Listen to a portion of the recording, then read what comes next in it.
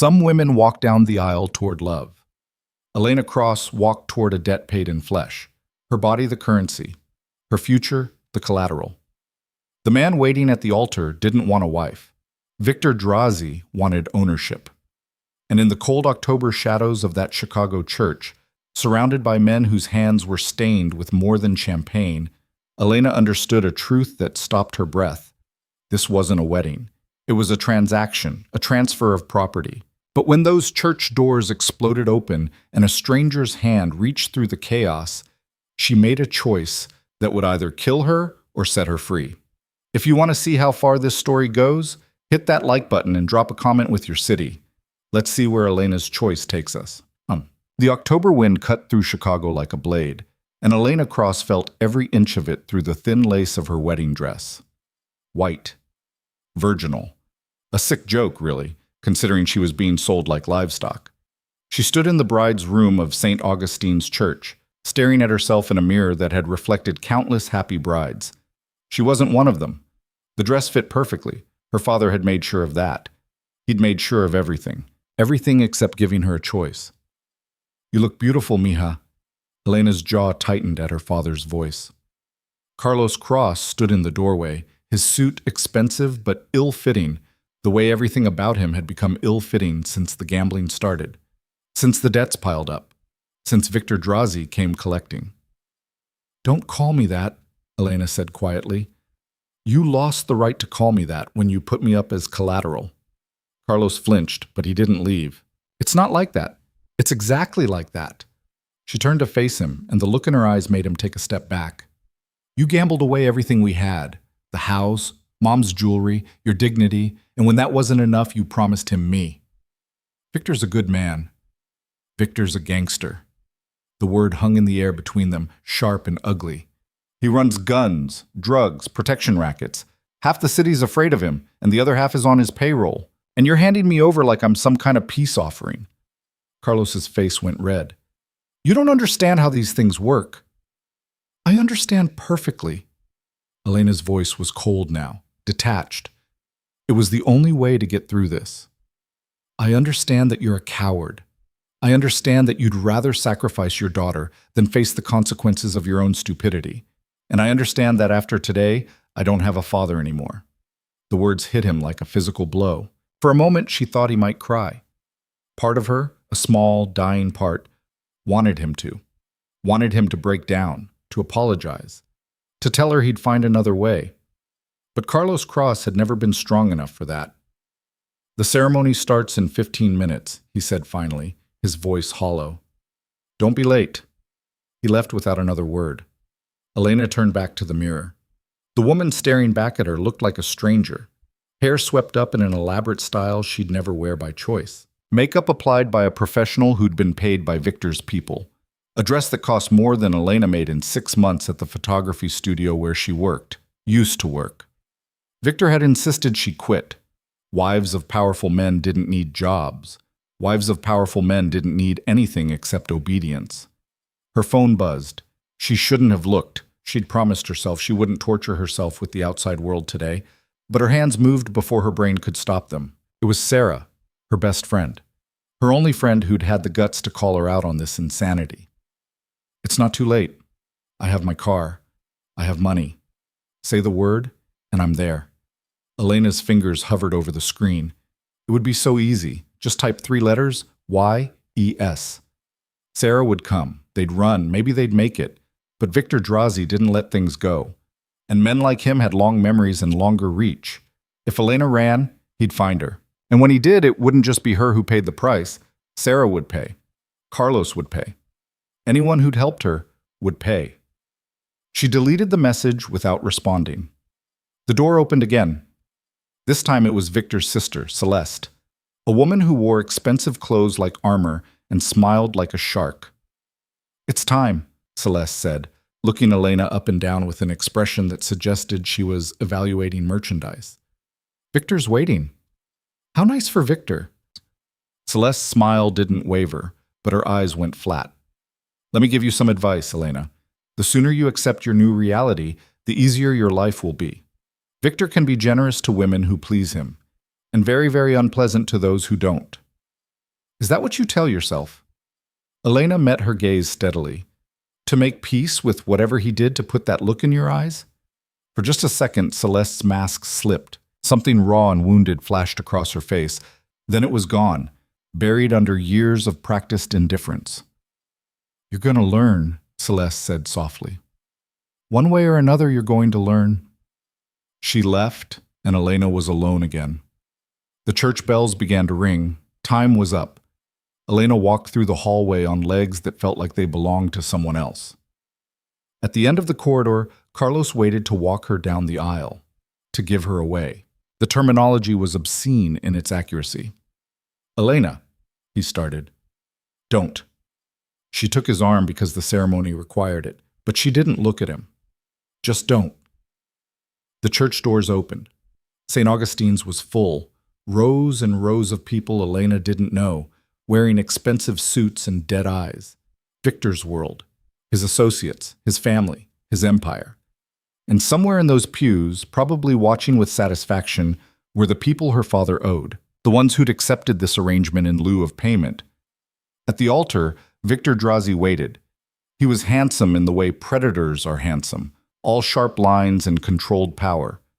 42 years old, wealthy beyond measure, connected to every dirty deal in Chicago. He wore his tuxedo like a second skin, perfectly tailored, perfectly pressed. When he smiled at her, it didn't reach his eyes. Those eyes were the worst part. Dark, calculating, utterly devoid of warmth.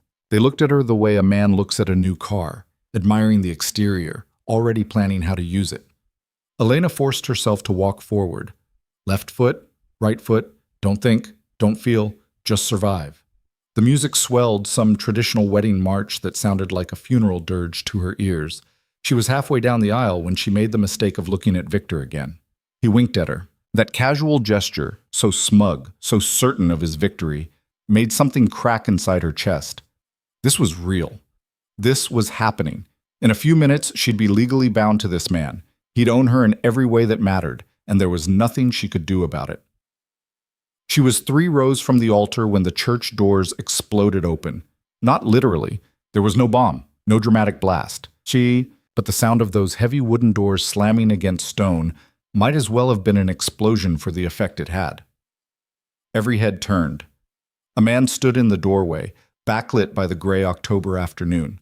Tall, broad-shouldered, wearing a black suit that looked like it had been designed for violence. He didn't rush, didn't shout, just walked down the aisle with the kind of calm, deliberate purpose that made Elena's breath catch. The church erupted into chaos. Victor's men reached for weapons, guns appearing from shoulder holsters, waistbands, ankle rigs. The guests screamed and dove for cover. The priest backed away from the altar, hands raised in surrender. But the stranger didn't stop walking. Adrian! Victor's voice cut through the noise, sharp as a knife. You've got some balls showing up here. So they knew each other. That was almost worse. The stranger, Adrian, stopped directly beside Elena and Carlos. Up close, Elena could see his face clearly. Mid-30s, maybe. Hard features that suggested he'd seen things that would break most people. A scar cut through his left eyebrow, pale against tan skin. Eyes so dark they were almost black. And when they landed on Elena, she felt the impact like a physical touch. Elena Cross, he said. His voice was rough, quiet, and somehow more terrifying than if he'd shouted. You have a choice to make. She's not going anywhere, Victor snarled. She's mine. Paid for. Sealed deal. Human beings can't be owned. Adrian's eyes never left Elena's face. No matter what deals were made, no matter what debts were promised, you're not property. You're a person, and you have a choice. Elena's heart hammered against her ribs. Around them, Victor's men had formed a perimeter, guns drawn, waiting for the order to fire. This man, this stranger, was about to die for interrupting a wedding, and he was offering her a choice. Who are you? She whispered. Someone who's going to walk out of here. Adrian extended his hand to her. The question is whether you're coming with me. This is insane, Carlos hissed. Elena, stay where you are. You don't get a vote anymore, Adrian said, his eyes flicking to Carlos with open contempt before returning to Elena. This is her decision.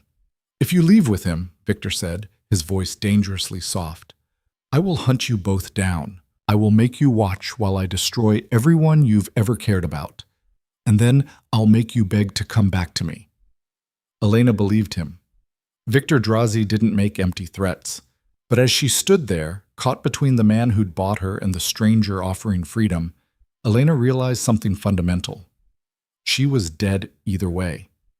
If she married Victor, the woman she was would die. Every dream, every hope, every piece of herself that mattered would be slowly suffocated under the weight of his ownership.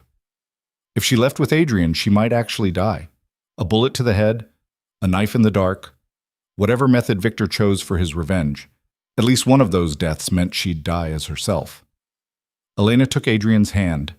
His grip was warm, solid, and the moment her fingers closed around his, everything shifted. Victor roared something, a command, a curse, she couldn't tell, and the church erupted into violence.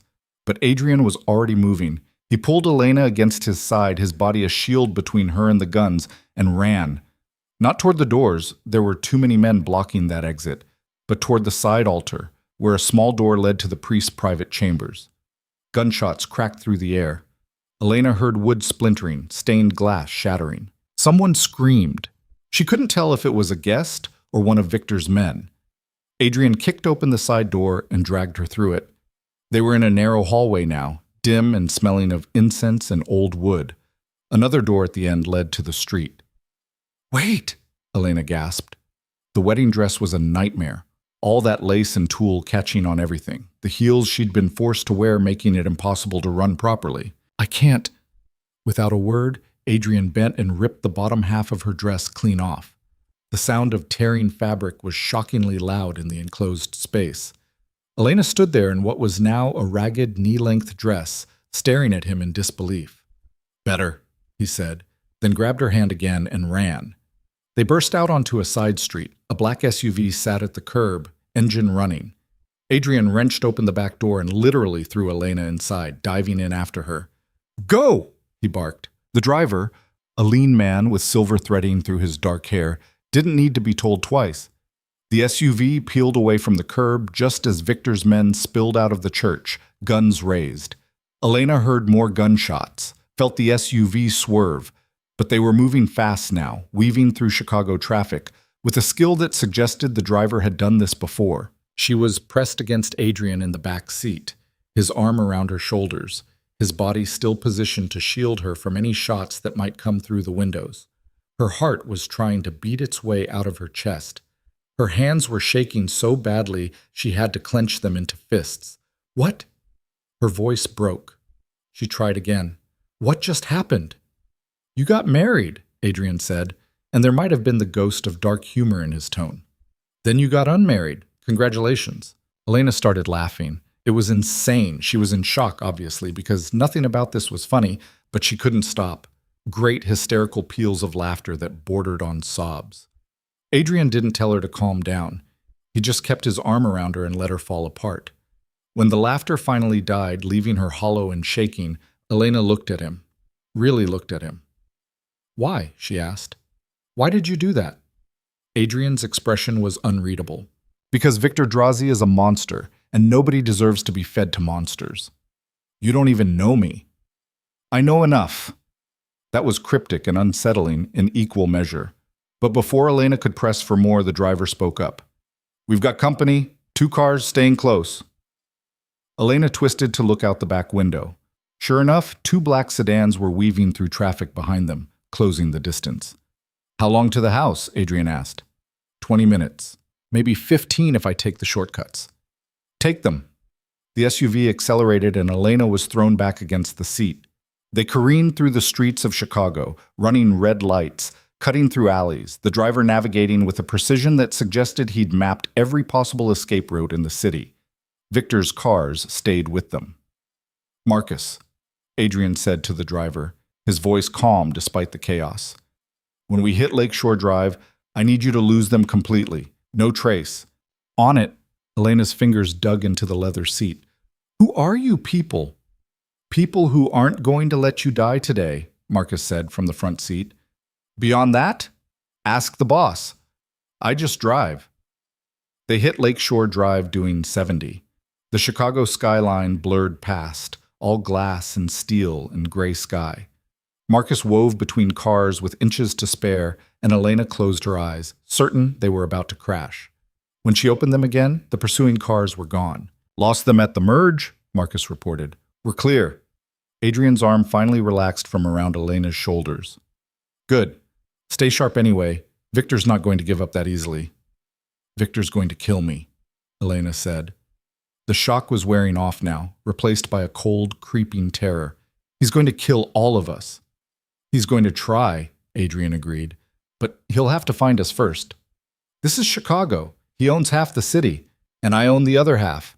Adrian's eyes met hers, and she saw something in them that was almost scarier than Victor's emptiness. Certainty. Absolute, unshakable certainty. Victor Drazi is powerful, but he's not untouchable.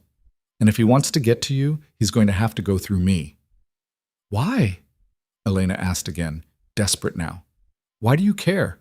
What am I to you?" Adrian looked away, out the window at the lake stretching cold and gray beside them. "Someone who deserves better than being bought and sold," he said finally. It wasn't an answer, not really, but it was all she was going to get right now. They drove north, leaving the city behind. The houses got bigger, farther apart. Trees replaced buildings. Eventually, Marcus turned onto a private road that wound through heavy woods, ending at a gate that looked like it belonged to a military installation. Marcus entered a code. The gate swung open. Beyond it, Elena saw the mansion. It sprawled across a hillside overlooking the lake, all stone and glass and sharp modern angles, beautiful and cold at the same time, surrounded by high walls, cameras, and men in dark suits who watched their approach with professional wariness. "Welcome home," Adrian said, and the way he said it made Elena's skin prickle. This wasn't a home. It was a fortress, and she'd just traded one prison for another. Marcus pulled up to the front entrance. Before Elena could move, Adrian was out of the SUV and opening her door, offering his hand again. She hesitated. That hand had pulled her out of the church, away from Victor, into this new uncertainty. But what choice did she have? She took it and let him help her out. The October wind was stronger here, coming off the lake with a bite that went straight through her ruined wedding dress. She was freezing, terrified, and so far out of her depth she couldn't even see the surface anymore. Adrian shrugged out of his suit jacket and draped it around her shoulders. It was warm from his body heat and smelled like expensive cologne and gunpowder. "Come on," he said. "Let's get you inside." The mansion's interior was as impressive as the exterior, all polished floors and modern art and furniture that looked like it belonged in a magazine. But Elena barely registered any of it. She was focused on the people. There were 4 of them in the main room. 3 men and a woman, all dressed in dark, practical clothing, all watching Elena with expressions ranging from curiosity to suspicion. "This is the runaway bride?" the woman asked. She was in her 30s, Elena guessed, with black hair pulled into a severe bun and eyes that could cut glass. "She doesn't look like much."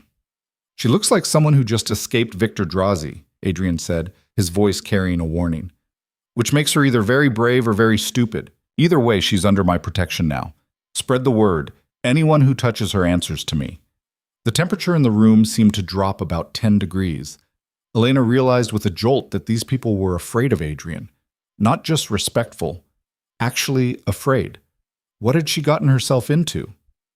"Reese," Adrian continued, nodding to the woman, "show Elena to the guest suite. Get her whatever she needs, clothes, food, anything, and post someone outside her door." "To keep her in or keep others out?" Reese asked. "Both." Elena's stomach clenched. "I'm a prisoner." "You're protected," Adrian corrected. "There's a difference." "Is there?" Elena pulled his jacket tighter around herself. "Because from where I'm standing, it feels pretty similar." For the first time, something that might have been respect flickered in Adrian's eyes. "Fair point. Let me be clear then. You're not locked in. You can leave whenever you want. Walk out that door right now if that's your choice." Elena glanced at the door, then back at him. "And Victor?" "We'll kill you before you make it to the main road. So I'm not really free to leave." "You're free to make whatever choice you want," Adrian said. "But choices have consequences. You stay here, you're safe. You leave, you're dead. That's not me controlling you. That's reality." It was, Elena had to admit, brutally honest, which somehow made it worse. "How long?" she asked. How long what? How long do I have to stay here? Until Victor gives up? Until he forgets about me? Adrian's expression was grim. Victor doesn't give up, and he doesn't forget. So the answer is, I don't know. Elena felt the last of her adrenaline drain away, leaving her hollow and exhausted. Her legs started to shake, and she had to lock her knees to stay upright. Reese moved forward, her expression softening slightly. Come on, she said, her voice gentler than before. Let's get you cleaned up and fed. You look like you're about to fall over. Elena wanted to argue, to demand more answers, to understand what the hell was happening to her life. But Reese was right. She was swaying on her feet, her vision going spotty at the edges. Okay, she whispered. Reese led her through the mansion, up a sweeping staircase, down a hallway lined with closed doors. The guest suite turned out to be bigger than Elena's entire apartment had been. Bedroom, bathroom, sitting area, all decorated in neutral tones that were probably meant to be calming but just felt sterile. Bathroom's through there, Reese said, pointing. I'll have someone bring up clothes in your size. Dinner's at 7 if you want to join us, or I can have a tray sent up. I'll eat here, Elena said. The thought of sitting at a table with Adrian and his people, making small talk like this was normal, was too much. Reese nodded. Fair enough. And Elena, for what it's worth, you did the right thing. Victor would have destroyed you. As opposed to this? Elena gestured at the luxurious prison around them. Yes, Reese said simply, as opposed to this. She left, and Elena heard the quiet click of the door closing. Then, a moment later, the sound of footsteps taking up position in the hallway outside. A guard, to protect her, to watch her. Elena walked to the window and looked out at the lake. It stretched gray and cold to the horizon, waves chopping white in the wind. Free and trapped at the same time, the water could go anywhere, but it couldn't escape being water. She understood the feeling. Her phone buzzed in the small purse Celeste had given her. God, was that just this morning? It felt like a lifetime ago. Sarah, where are you? Your dad says you ran off with some guy and Victor's losing his mind. Please tell me you're okay. Elena stared at the message. How could she possibly explain this? I'm safe, she typed finally. Can't talk now. I'll explain when I can. Don't worry about me. It was a lie. Sarah would absolutely worry. But what else could Elena say? She was about to put the phone away when another message came through. Unknown number. You made a mistake, Elena, but I'm a forgiving man. Come back within 24 hours and we'll forget this ever happened. After that, the offer expires. Victor. Elena's hand started shaking again. She read the message 3 more times, her mind racing. Could he mean it? Would he really just let this go if she came back? No. Victor Drazi didn't forgive. This was a trap, a way to get her to walk back into his reach voluntarily. And once he had her again, she deleted the message and blocked the number. Then, because her hands were still shaking and her mind was still spinning and she needed to do something or she'd start screaming, Elena went into the bathroom and turned on the shower. The water was scalding hot, almost painful, but she stood under it until her skin turned red and the last of the church's incense smell washed away. Until she could breathe again without feeling Victor's eyes on her. When she finally got out, wrapped in a towel that was softer than anything she'd ever owned, she found that someone had been in the room. A pile of clothes sat on the bed. Jeans, sweaters, undergarments still in their packages, all in her size. How did they know her size? That question led to darker ones. How much did Adrian know about her? How long had he been planning this?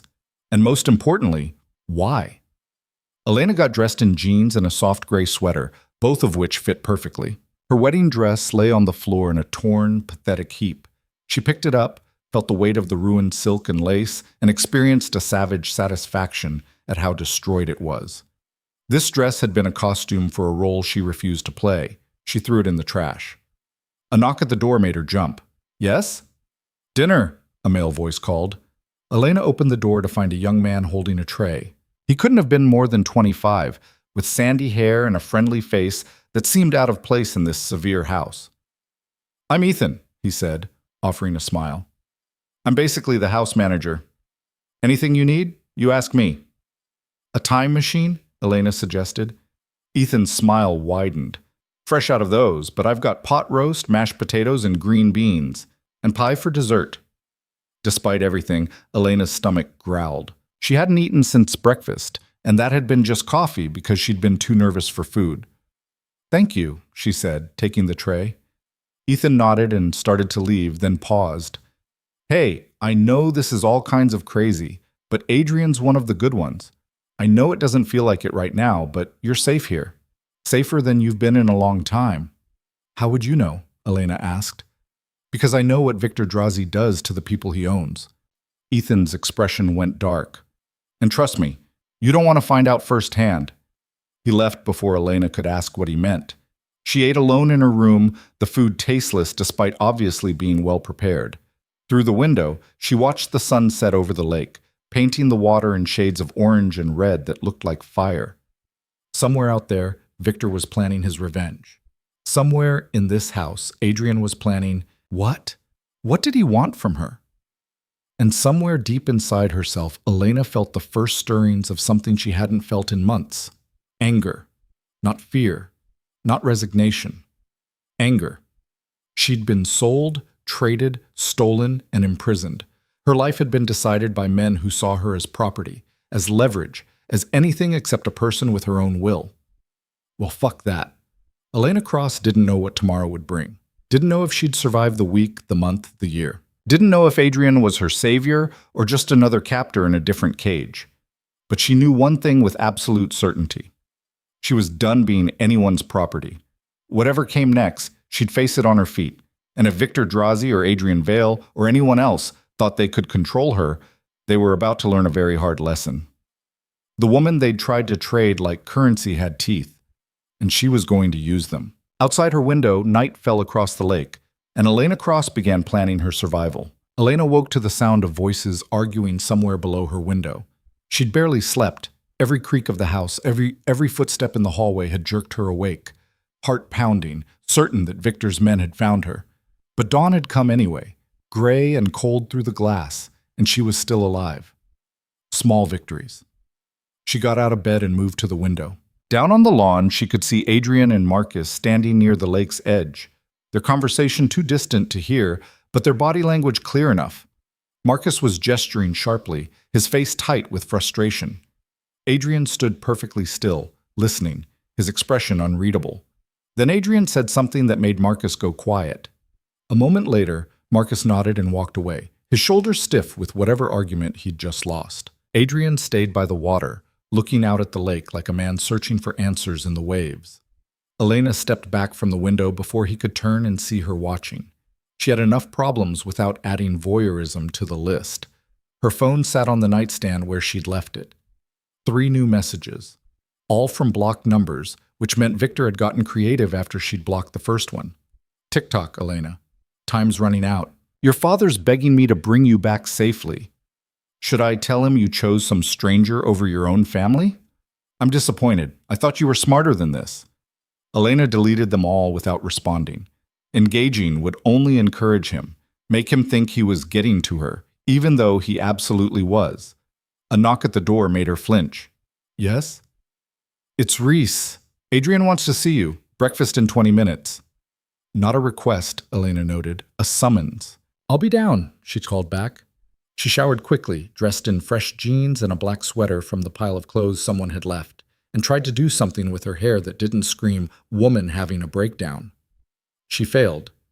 Her reflection showed dark circles under her eyes, skin too pale, mouth set in a tight line that looked like her mother's when she'd been angry. Her mother, who'd died 3 years ago, never knowing that her husband would one day trade their daughter to pay his debts. Maybe that was mercy. Elena found her way downstairs by following the smell of coffee. The kitchen was massive, all stainless steel and marble counters, and completely at odds with the warmth that should come from a place where food was made. 6 people sat around a long table, Adrian at the head, Marcus to his right, Reese to his left, and 3 others Elena didn't recognize. They all looked up when she entered. "Elena," Adrian said, his voice neutral. "Sit." There was an empty chair at the far end of the table, as far from Adrian as possible while still technically joining them. Elena took it, hyper-aware of 6 pairs of eyes tracking her movement. Ethan appeared from nowhere with a plate of eggs, bacon, and toast, setting it in front of her with that same friendly smile from last night. Coffee? Please, Elena said, grateful for his normalcy in this sea of dangerous strangers. Everyone, Adrian continued once Ethan had poured her coffee and retreated, this is Elena Cross. For those who weren't here yesterday, she's under my protection until further notice. Elena, you've met Reese and Marcus. The others are Nikolai, James, and Sophia. Nikolai was built like a tank, with a shaved head and a scar that ran from his temple to his jaw. James looked like a college professor, all wire-rimmed glasses and neat beard, completely unremarkable except for the way his eyes calculated everything. Sophia was young, maybe Elena's age, with sharp cheekbones and the kind of beauty that made people underestimate her. None of them looked particularly happy to meet her. So, what's the plan? Nikolai asked, his accent thick. Russian, Elena thought. We babysit the girl until Drazi gets bored? Victor doesn't get bored, Elena said before Adrian could answer. He gets even. Nikolai's eyebrows rose. She speaks. She's sitting right here, Elena shot back. And she's not an idiot. You all think I'm a liability. You're probably right. But I didn't ask for any of this. And I sure as hell didn't ask to be the prize in someone else's pissing contest. Silence fell over the table. Then unexpectedly, Sophia laughed. I like her, Sophia said, grinning at Adrian. She's got spine. Spine doesn't stop bullets, Marcus muttered. No, Adrian agreed, but it's a start. He turned his attention to Elena, and she felt the full weight of his focus. You're right. You didn't ask for this, but you're here now, and we need to establish some ground rules. Such as? You don't leave the property without an escort. You don't contact anyone from your old life. You don't post on social media, send emails, make phone calls. Nothing that could give away your location. Elena's hand tightened around her coffee cup. So I'm a prisoner. You're alive, Reese corrected. Victor's already put out word that he's looking for you. Half of Chicago's criminal underground is searching. The other half is waiting to see what he'll pay for information. How much? Elena asked, morbidly curious. 200,000, James said quietly, plus favors owed. In our world, favors are worth more than cash. $200,000. For her. The woman who'd been a photographer's assistant making $35,000 a year, who'd eaten ramen for dinner more nights than not, who'd never been worth anything to anyone except as a disappointment to her father. Jesus, she breathed. He's making an example, Adrian said. Showing everyone what happens when someone takes something that belongs to him. It's not really about you, it's about power, about control. Feels pretty personal from where I'm sitting.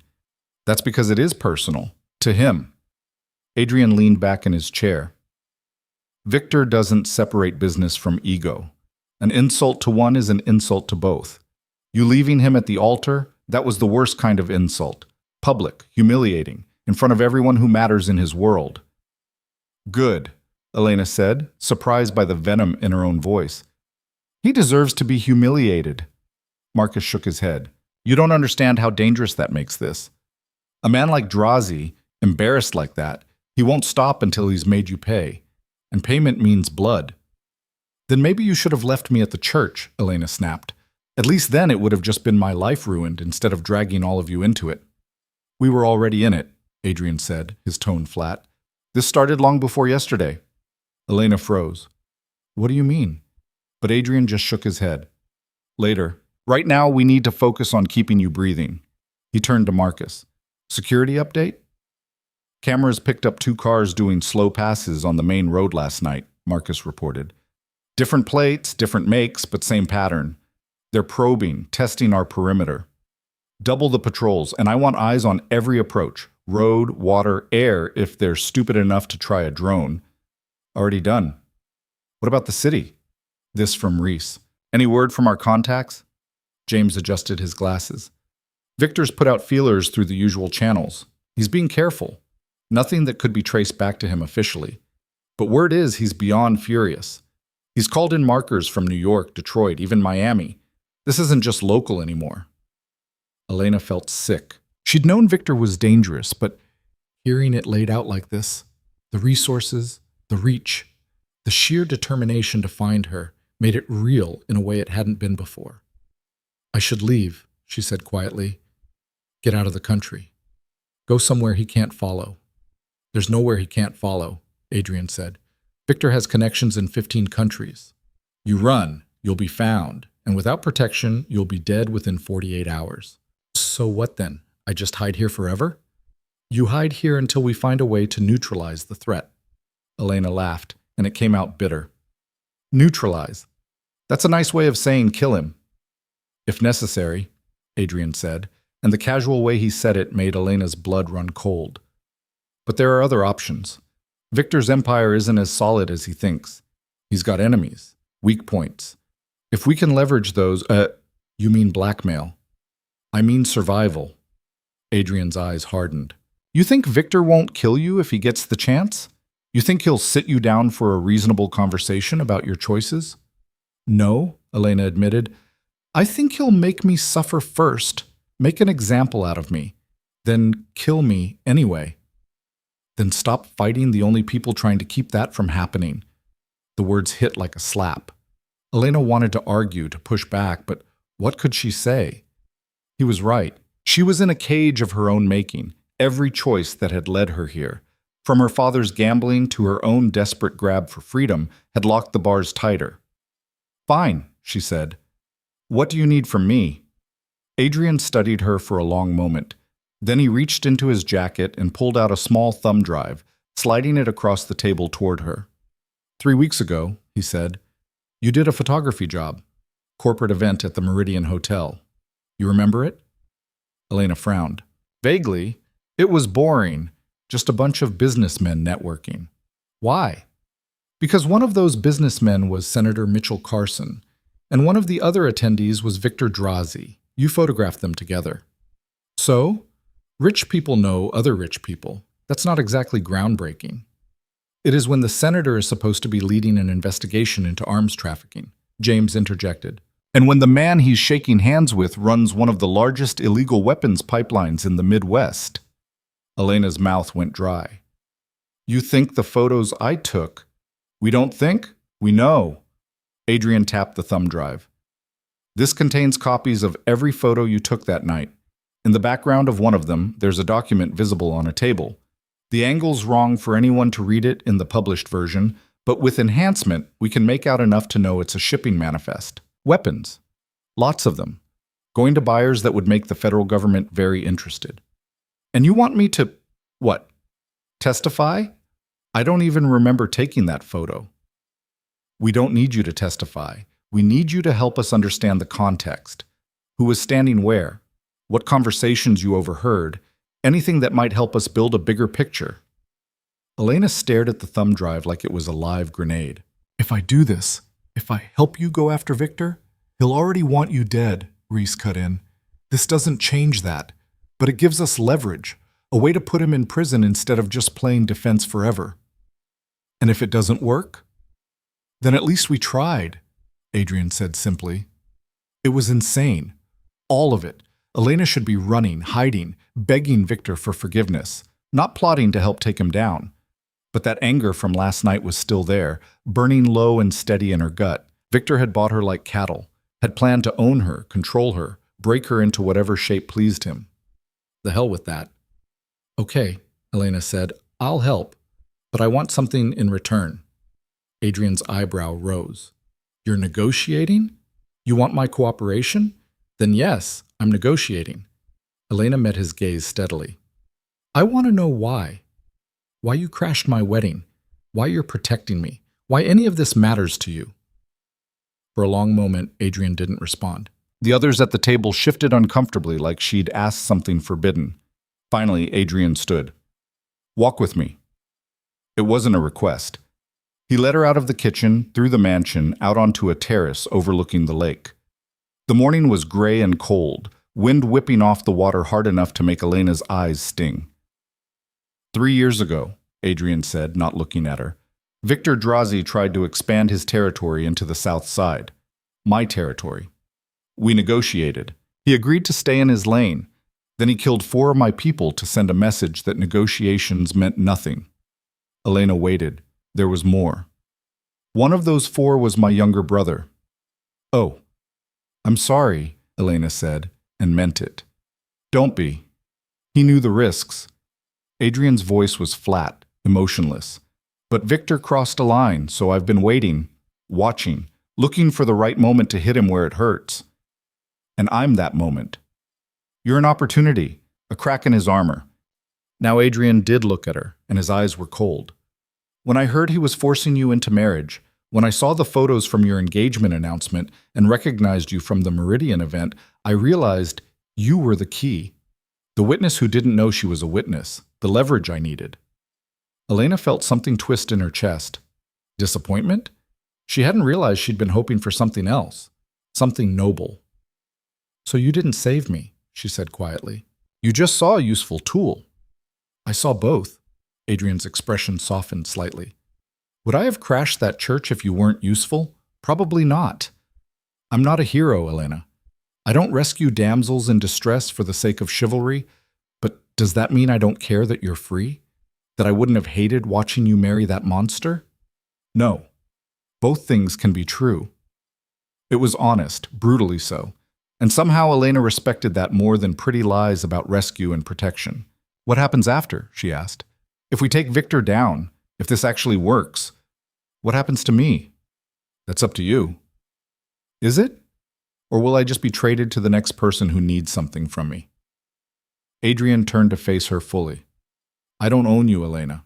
I pulled you out of one cage. I'm not going to put you in another. When this is over, you walk away free. That's the deal. Well, why should I trust that? Because unlike your father and unlike Victor, I don't need to own people to have power over them. His voice was quiet, certain. I'm offering you a choice. Help me destroy the man who tried to buy you, and in return you get your life back. Real freedom, not the illusion of it. Elena studied his face, trying to find the lie, but all she saw was exhaustion and old anger and something that might have been sincerity. Okay, she said again, I'll help, but on my terms. What terms? I'm not just going to sit in a room and answer questions. If we're doing this, I want to be part of it. I want to know the plan, understand the risks, have a say in what happens next. Absolutely not, Adrian said immediately. You're a civilian. You stay behind walls where it's safe. Safe, Elena repeated, tasting the word. Is that what I'm here? Safe? She gestured at the mansion, the guards, the cameras. Or just a different kind of trapped. There's a difference between being trapped and being smart. Then let me be smart on my own terms. Elena stepped closer, anger overriding her fear. I'm sick of men deciding what's best for me. My father decided I should pay his debts. Victor decided I should be his wife. You decided I should be your what? Your witness? Your pawn?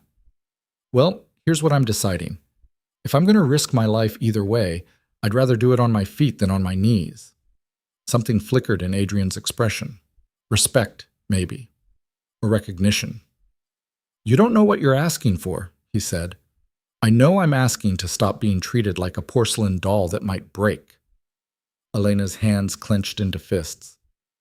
I've been photographing events for 3 years. I blend into backgrounds. People forget I'm there. You want to get close to Victor's operations? I can get closer than any of your armed guards ever could. No. Yes. Elena didn't back down. Because here's the truth. You need me. Not just for what I saw that night, but because I'm invisible. I'm nobody. And nobody can go places that somebody can't. Adrian stared at her for a long, tense moment. Then, unexpectedly, he smiled. It was small, barely there, but genuine. You're either very brave or completely insane, he said. Can't I be both? The smile widened, just a fraction. I'll think about it. But right now you're staying put while we figure out next steps. That's non-negotiable. It wasn't what Elena wanted, but it was better than nothing, a foot in the door. Fine, she said, but I'm not staying locked in my room like some kind of princess in a tower. If I'm stuck here, I want access to the house, the grounds, information about what's happening. Supervised access, Adrian countered. Supervised by someone who doesn't treat me like I'm made of glass. I'll assign Sophia. She won't coddle you. Elena nodded, satisfied for now. She turned to head back inside, then paused. Adrian? Your brother. What was his name? Adrian's jaw tightened. Daniel. Why?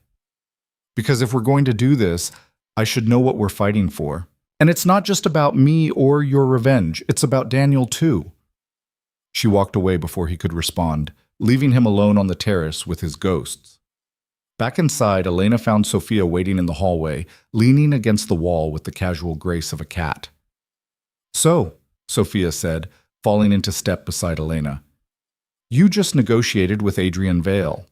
Either you're stupid or you've got bigger balls than most of the men in this house." Maybe both, Elena said, echoing her earlier words. Sophia laughed. "Yeah, I definitely like you.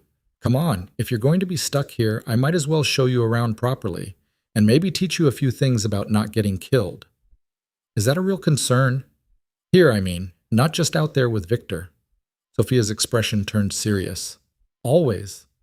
In this world, threats come from everywhere. Inside, outside, places you don't expect." Adrian's good at what he does, but he's not perfect. And his enemies are patient. Are you saying someone in this house might... I'm saying trust is earned, not given, even here. Sophia pushed open a door, revealing a room filled with monitors and computer equipment. This is central security. Every camera, every sensor, every alert comes through here. A young man sat at the main console, headphones on, eyes scanning multiple screens. He looked up when they entered, pulling off the headphones. "Sophia, who's your friend?" "This is Elena. The reason we're all on high alert. Elena, meet Tommy. He sees everything." Tommy offered a shy wave. "Not everything, but most things. I've been tracking the increased activity around the perimeter. Victor's people are getting bolder." "How bold?" Elena asked. Tommy pulled up a screen showing heat signatures. 3 separate reconnaissance attempts last night.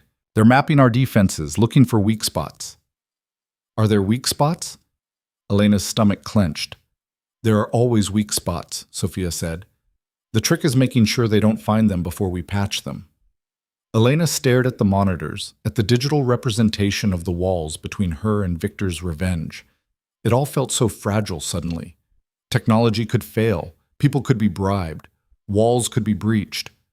"How long can we hold out?" she asked quietly. Sophia and Tommy exchanged a look. "Honestly?" Sophia said. "As long as we need to.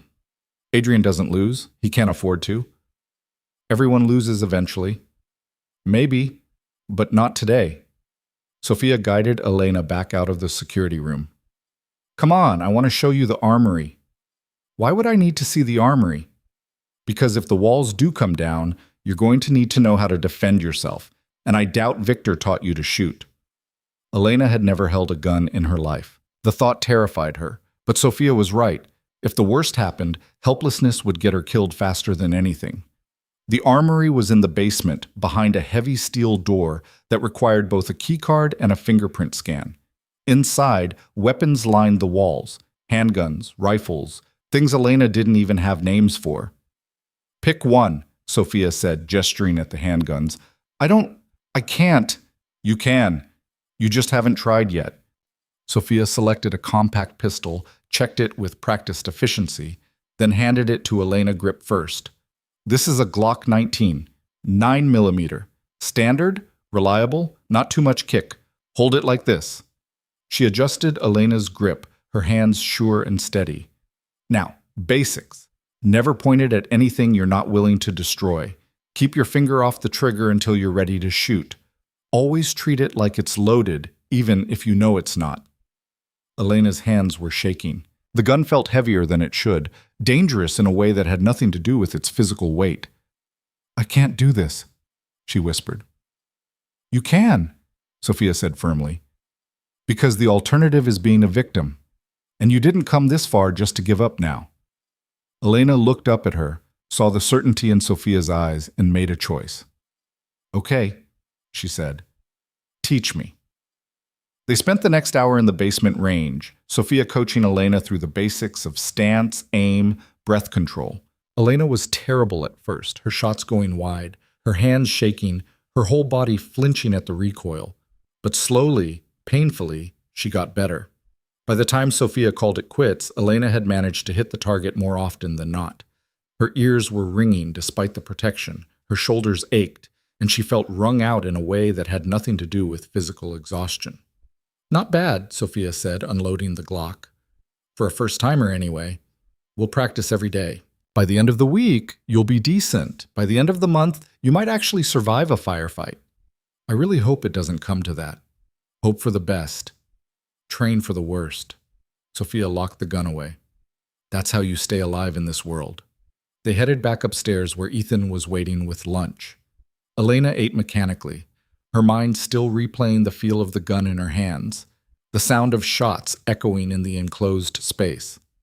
She'd crossed another line today, become someone she didn't recognize. But maybe that was the point. The old Elena, the one who smiled and said yes and let herself be pushed around, that woman was dead, had died at the altar when she took Adrian's hand. This new Elena, the one learning to shoot, to negotiate, to fight back. She was still being born, and birth was always bloody. 4 days passed in a strange rhythm of normalcy and tension. Elena trained with Sophia every morning, her hands growing steadier on the Glock, her aim improving incrementally. Afternoons were spent with James, going through the photographs from the Meridian event, trying to remember details she'd never thought to notice. Who stood where? Who talked to whom? What documents sat on what tables? It was tedious work, made worse by the fact that Elena's memory was fuzzy at best. She'd been focused on getting good shots, not on memorizing the criminal conspiracies happening in the background. "This one," James said on the fourth afternoon, pointing at a photo on his laptop screen. "The man in the corner, gray suit. Do you remember him?" Elena squinted at the image. The man was partially obscured by a pillar, his face turned away from the camera. "Maybe?" There were so many people. James sighed, making a note. "That's Thomas Garrett. Works for a shipping company that's been flagged multiple times for customs violations. If we can prove he was coordinating with Victor." "That's a big if," Elena interrupted. "I took hundreds of photos that night. Most of them are just people standing around looking important. Sometimes that's all we need. The right people in the wrong place at the wrong time." James pulled up another image. "What about this? Can you see what's on that tablet?" Elena leaned closer. In the photo, a woman was holding a tablet, its screen partially visible. Elena could make out what looked like a spreadsheet, but the angle was too steep to read the content. "I can enhance it," James said, already typing. "But it would help if you remembered what she was discussing." "I don't even remember taking that photo," Elena admitted. "I was on autopilot most of the night. Point, shoot, move to the next angle. That's how these events go." James sat back, rubbing his eyes beneath his glasses. "Well, keep trying. Sometimes memories surface when you're not actively searching for them." Elena doubted it, but she nodded anyway. She was about to suggest they take a break when Marcus appeared in the doorway, his expression grim. "Adrian wants everyone in the main room, now." Something in his tone made Elena's stomach drop. "What happened?" "Just come." They found the others already gathered, Adrian standing by the windows, Reese and Nikolai flanking him, Sophia and Tommy huddled over a laptop. The tension in the room was thick enough to choke on. "What's going on?" James asked, moving to look at Tommy's screen. Adrian didn't turn from the window. "Victor's making his move. Tommy, show them." Tommy pulled up security footage from what looked like a city street. The timestamp showed earlier that afternoon. Elena watched as a car pulled up to a small house, and 3 men got out. They didn't knock, just kicked in the door and went inside. 2 minutes later, they dragged someone out. A woman, struggling and screaming silently in the footage. Elena's blood turned to ice when she recognized the woman's face. "Sarah," she whispered. "Your friend," Adrian said, finally turning to look at her. "Victor grabbed her 3 hours ago. He's making sure you know he has her." On cue, Elena's phone buzzed in her pocket. She pulled it out with shaking hands. Another blocked number, but this time there was a photo attached. Sarah bound to a chair, her face bruised, eyes wide with terror. And a message, "Trade. You for her. Midnight tonight. I'll send the location." Elena couldn't breathe, couldn't think. Sarah, sweet, loyal Sarah who'd offered to help her run, who'd been her friend when no one else gave a damn. "It's a trap," Reese said flatly. "Obviously. He's using her as bait." "I know it's a trap," Elena managed, her voice thin. "But he'll kill her if I don't show up." "He'll kill her anyway," Marcus said. "And you. This isn't about making a trade, it's about punishing you both." Elena looked at Adrian, desperate for him to contradict them, to say there was a way to save Sarah without sacrificing herself. But his expression was stone. They're right, he said. Victor has no intention of letting either of you walk away. This is theater. He wants you to watch her die, then kill you knowing you failed to save her. Then what do we do? Elena's hands clenched around her phone. Just let him murder her? We call his bluff, Adrian said. Show him we're not playing his game. That's not a bluff. That's Sarah's life. And if you go, it's your life too. Adrian's voice was hard. You think you're saving her by showing up? You're just giving Victor exactly what he wants, 2 victims instead of 1. Elena felt something break inside her chest. So we do nothing? We just abandon her? We make a calculated decision not to throw your life away on a suicide mission. It's not your decision to make.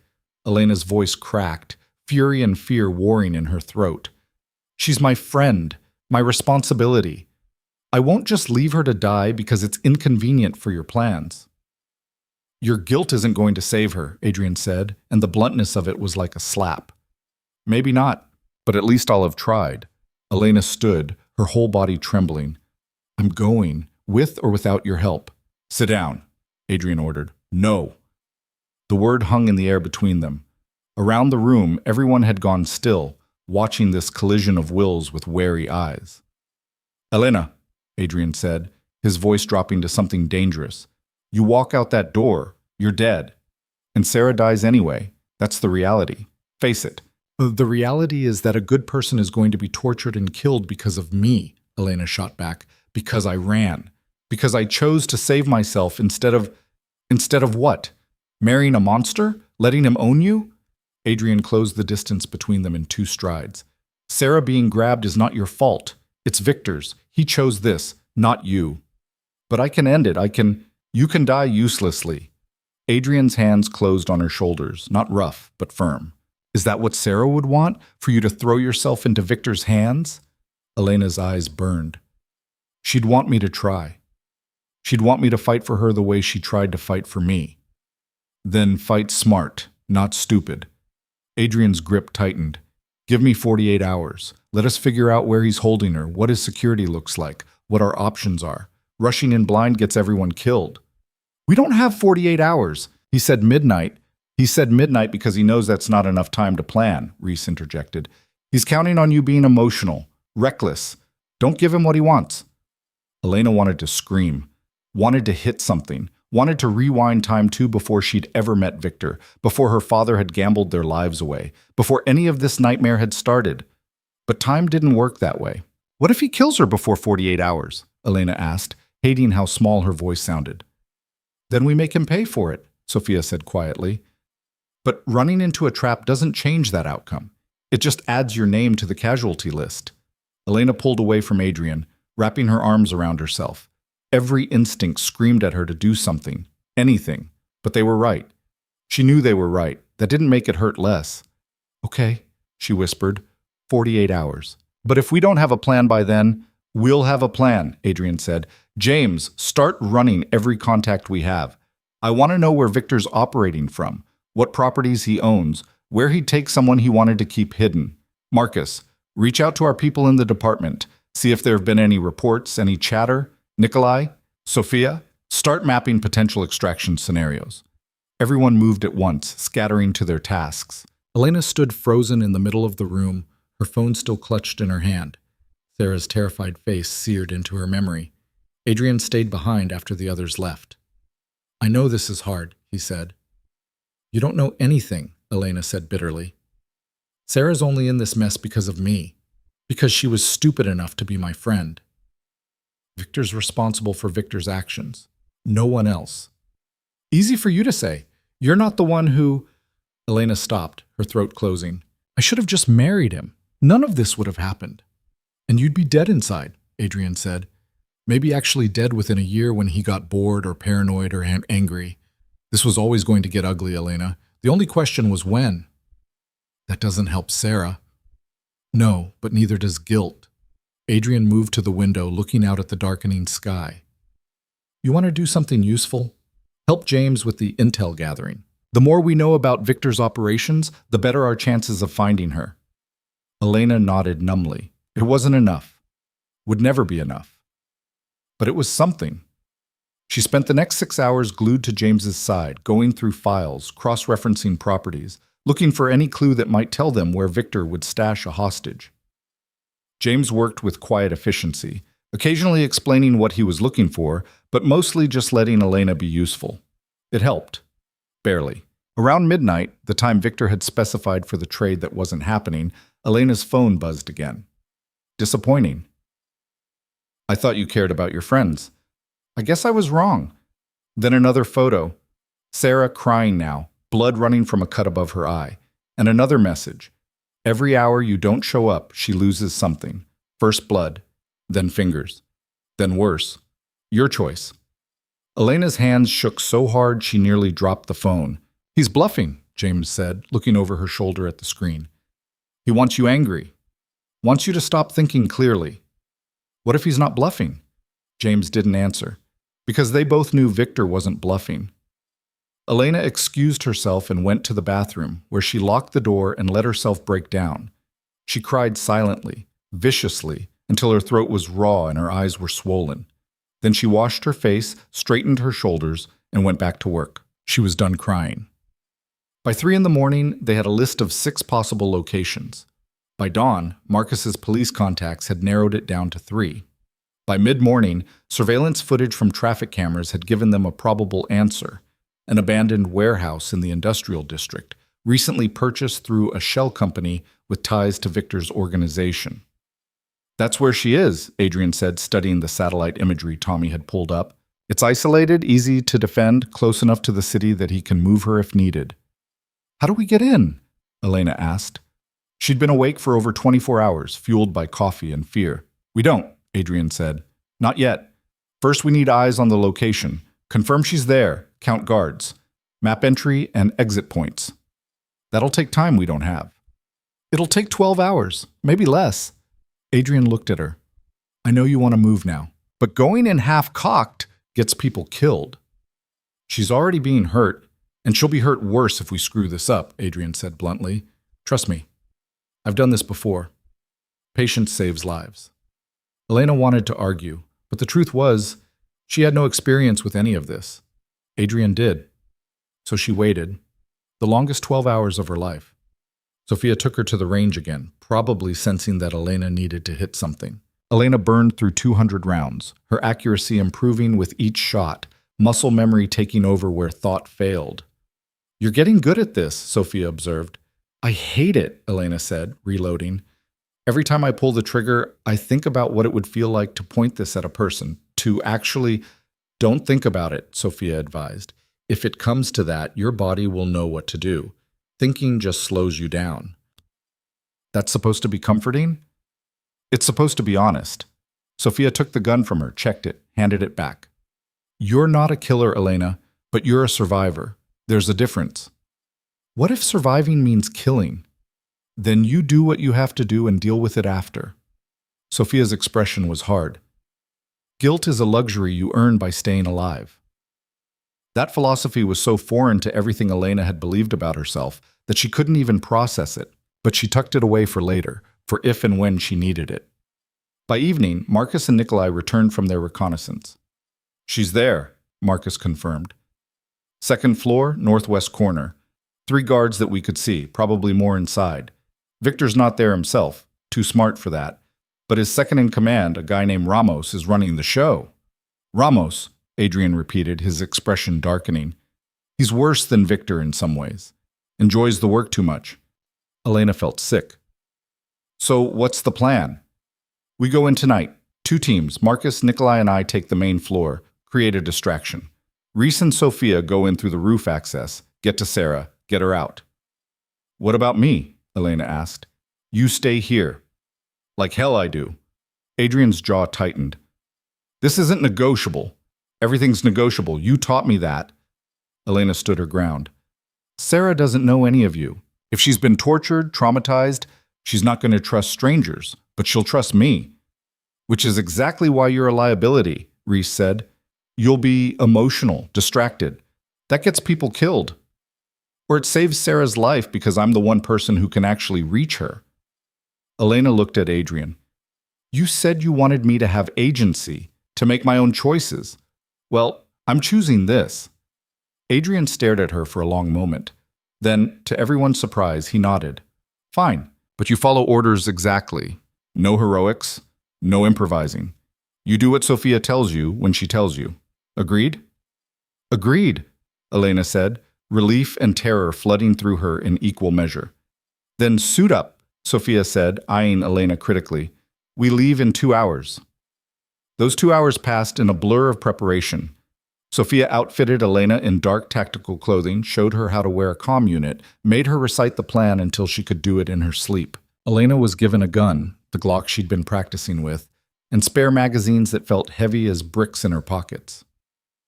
You probably won't need it, Sophia said, but probably isn't definitely. The drive to the warehouse was silent. Elena sat between Sophia and Reese in the back of an unmarked van, her heart hammering so hard she thought it might break through her ribs.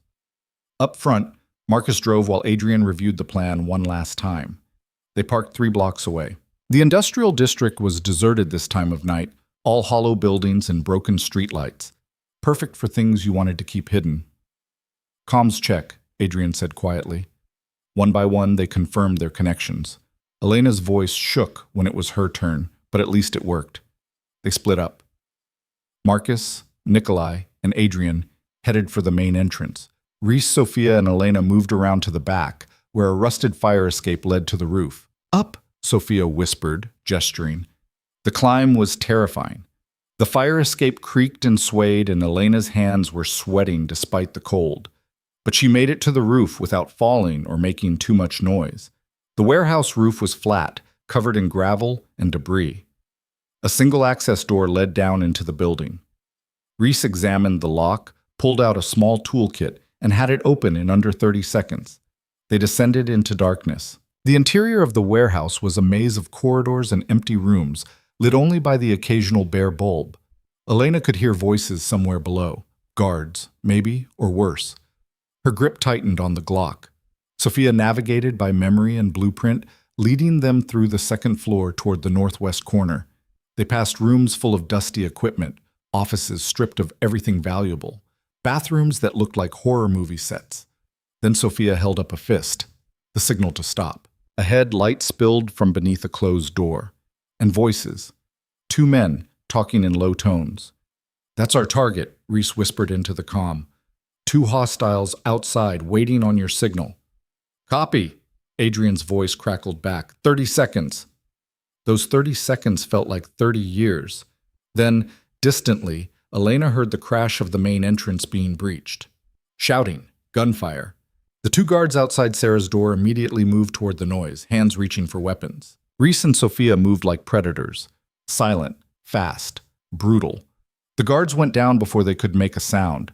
One hit with the butt of Reese's gun, the other taken down by Sophia in a move too quick for Elena to follow. Clear, Sophia whispered. She tried the door, locked. Reese shot the lock. The sound was deafening in the enclosed space. They burst through the door into a small room that smelled like blood and fear. And there was Sarah tied to a chair just like in the photo, her face swollen and bloody, her eyes wide with shock and hope and terror. Elena, she croaked. I'm here, Elena said, rushing forward. I'm here. I've got you. Her hands shook as she worked at the ropes binding Sarah's wrists. They were tied tight, cutting into her skin, and Elena's fingers fumbled with the knots. Faster, Sophia urged, keeping watch at the door. We've got maybe 2 minutes before reinforcements show up. I'm trying. Elena got one hand free, then the other. Sarah slumped forward, and Elena caught her. She was lighter than she should be, trembling violently. Can you walk? Reese asked. I think so. More gunfire below, closer now, and shouting, angry, coordinated shouting. We need to move, Sophia said. Now. They half-carried Sarah between them, retracing their steps through the labyrinth of corridors. Elena's world had narrowed to the sound of Sarah's ragged breathing, the weight of her friend's body, the pounding of her own heart. Behind them, footsteps, running footsteps. Contact rear! Reese yelled, spinning and firing. The pursuing guard went down, but more were coming. Elena could hear them, a tide of violence rushing up the stairs. Go, go, go! Sophia pushed them forward, providing covering fire. They made it to the roof access, started climbing. Sarah stumbled, nearly fell, but Elena caught her and hauled her upward through sheer desperate strength. Then they were on the roof, cold wind whipping around them, the fire escape their only way down. "Move!" Reese commanded. They descended in controlled chaos, Sarah gasping in pain with every step, Elena's hand slipping on the cold metal rails. Behind them, guards burst onto the roof, weapons raised, bullets pinged off metal. Elena felt one pass so close to her head that she felt the air displacement. But they reached the ground. Marcus was there with the van, door open, engine running. "In!" he barked. They threw themselves inside. Marcus hit the gas before the door was even closed, tires screaming as they peeled away from the warehouse.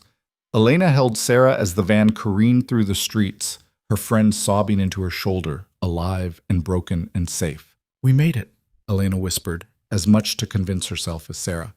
"You're safe now. I've got you." Behind them, the warehouse receded into the distance. But the danger was far from over. They didn't go back to the mansion. "Too predictable," Adrian said from the front seat, his voice tight with controlled adrenaline. "Victor knows we took her. He'll expect us to retreat to home base.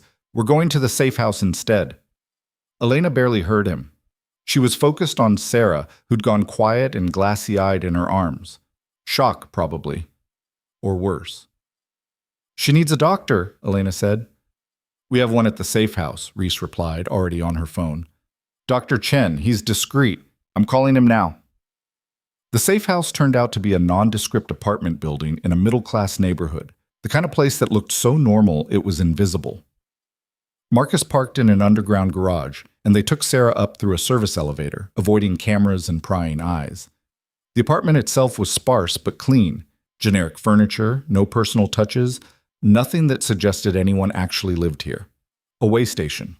A place to disappear. They settled Sarah on the couch, and Elena knelt beside her, not letting go of her hand.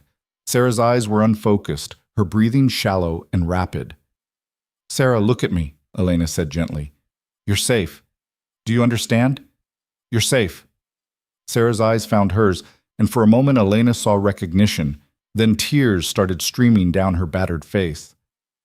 They said you were dead," Sarah whispered, "that Victor had killed you, that this was all my fault for trying to help you." "I'm not dead, I'm right here," Elena squeezed her hand. "And none of this is your fault, do you hear me? None of it." Before Sarah could respond, the door opened and a thin Asian man in his 60s entered, carrying a medical bag. Dr. Chen, Elena assumed. He moved to Sarah with professional efficiency, his eyes taking in her injuries with a practiced scan. "Let me examine her," he said quietly. Elena reluctantly moved aside, watching as Dr. Chen went to work. He was gentle but thorough, checking Sarah's pupils, her ribs, the cuts and bruises that covered her face and arms. Sarah flinched at his touch, but didn't pull away. "2 cracked ribs," Dr. Chen said after several minutes. "Possible concussion, multiple contusions and lacerations, none requiring stitches. She's dehydrated and malnourished, but nothing life-threatening. Mostly she needs rest, fluids, and time to heal." "Will she be okay?" Elena asked. "Physically, yes. Emotionally, Doctor." Chen glanced at Sarah's vacant expression. "That's a different question." He administered pain medication, wrapped Sarah's ribs, cleaned and dressed her wounds. Through it all, Sarah remained mostly silent, answering questions with single words or nods. Elena stayed close, a constant presence, until Dr. Chen finally finished and packed up his equipment.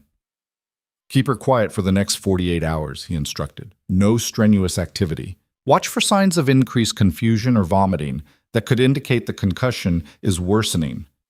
Call me if anything changes." He left as quietly as he'd arrived. In the main room, Adrian was deep in conversation with Marcus and Nikolai, their voices low but urgent. Elena caught fragments. Retaliation, exposure, endgame. She'd deal with that later. Right now, Sarah needed her. "Come on," Elena said softly, helping Sarah to her feet. "Let's get you cleaned up and into bed." The bathroom was small and utilitarian, but it had hot water. Elena helped Sarah out of her torn, blood-stained clothes and into the shower, staying close in case she needed support. Sarah stood under the spray like a statue, letting the water wash away the physical evidence of her captivity while the psychological scars remained.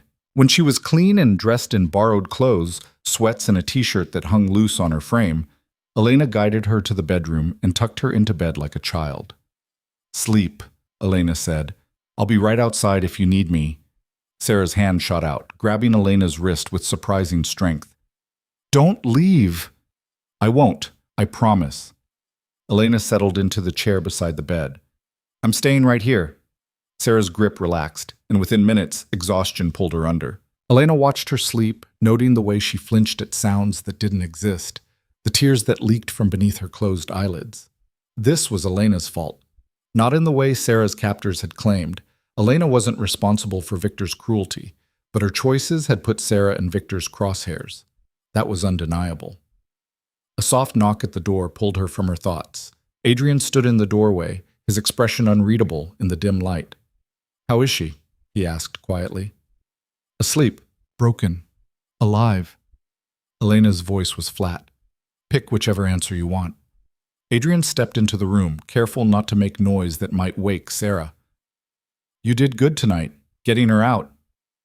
"I almost got her killed. If you hadn't been there, but I was. We were. And she's safe now." "For how long?" Elena looked up at him. "Victor's not going to let this go. We humiliated him twice now. First the wedding, now this. He's going to come at us with everything he has." "I know." Adrian leaned against the wall. "Which is why we need to move faster than planned. Strike before he can regroup. Strike how?" James finished analyzing the photos. He found enough evidence to tie Victor to 3 federal crimes: arms trafficking, bribery of a public official, and conspiracy to commit murder. Combined with testimony from some of Victor's former associates who've agreed to talk in exchange for protection, we can put him away for the rest of his life. Elena should have felt relieved. This was what they'd been working toward, but instead she felt hollow. "When?" she asked. "Federal agents are moving on him tomorrow morning, simultaneous raids on his properties, his businesses, his known associates. By noon, Victor Drazi will be in federal custody. And if he escapes, if he bribes the right people, threatens the right families, the evidence is airtight. The case is solid. He's done, Elena." Adrian's voice carried certainty. "This ends tomorrow." Elena wanted to believe him, but she'd learned the hard way that nothing was ever that simple. "What about Sarah?" she asked. "She's a witness now. He'll want her dead just as much as he wants me dead. Which is why she's getting the same protection you are. New identity, relocation, federal witness security if she wants it." Adrian paused. "Or she can stay here under my protection, if she prefers." "Another cage, different bars, same result."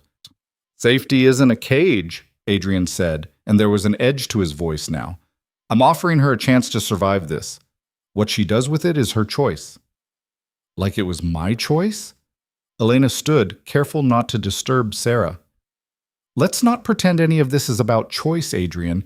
You needed a witness, so you grabbed me from that altar. You needed leverage, so you used me to get to Victor. Everything else, the protection, the safe house, the promises, that's just window dressing on what's really a transaction." Adrian's jaw tightened. "You think that's all this is to me? A transaction?" "I don't know what this is to you. You've never told me."